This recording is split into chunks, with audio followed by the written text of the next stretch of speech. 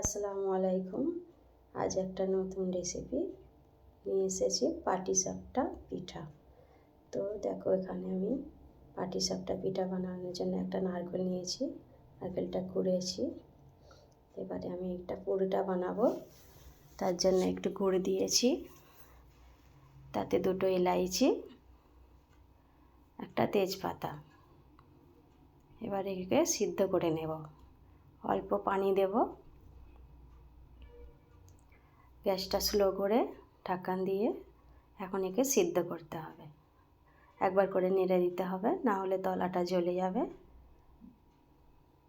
নারকেলের পুরটা খেতে ভালো লাগবে না।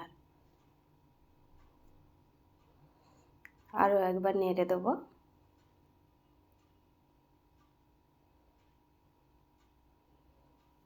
তো এখানে আমার নারকেলের পুর অলরেডি রেডি হয়ে গেছে, ভালো করে সিদ্ধও হয়েছে নারকেলটা।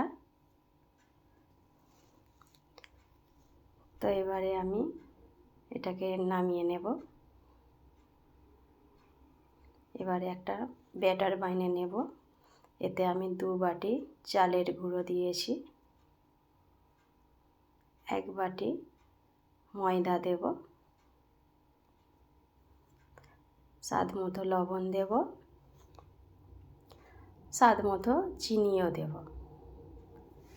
এটাকে ভালো করে একবার নেড়ে নেব, মিক্স করে নিতে হবে ময়দাটা আর চালের আটাটা।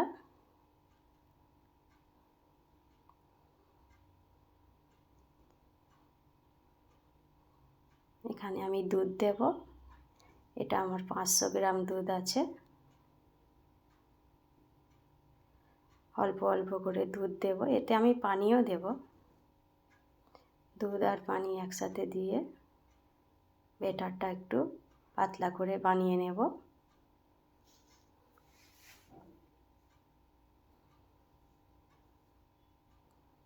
অলরেডি হয়ে গেছে ব্যাটার আমার।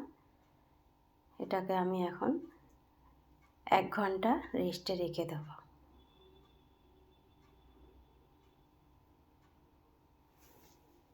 চালের গুঁড়োটা একটু ভালো করে ভিজে যাবে। এখানে আমি ডোসা বানানোর প্যান নিয়েছি, তেল লাগিয়ে নেব। সরষের তেল দিয়েছি আমি এখানে, যে কোনো তেল দিয়েই হবে, আমি এখানে সরষের তেলে বানাচ্ছি। এবারে একটা বানিয়ে দেখাবো। হালকা করে দিয়ে আস্তে করে নেড়ে দাও। তাতে এবারে নারকেলের পুরটা দেব আমি।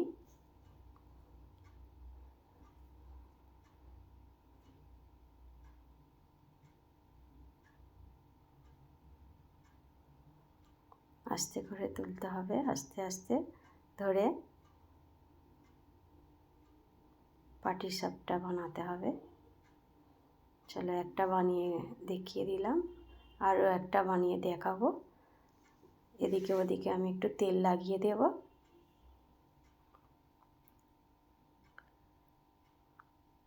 গ্যাসটা কিন্তু স্লো রাখতে হবে, না হলে কিন্তু জ্বলে যাবে।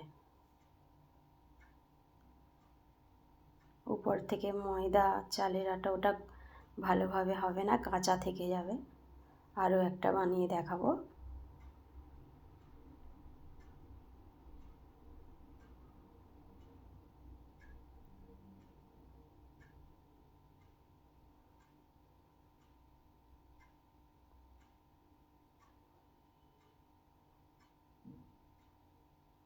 তাড়াহুড়ো করলে হবে না, আস্তে আস্তে ধরে দেখো কত সুন্দর হচ্ছে।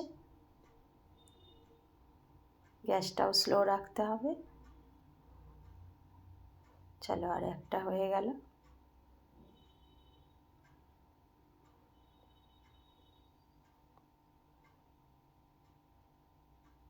হয়ে গেল আমার পাটিসাপটা পিঠা।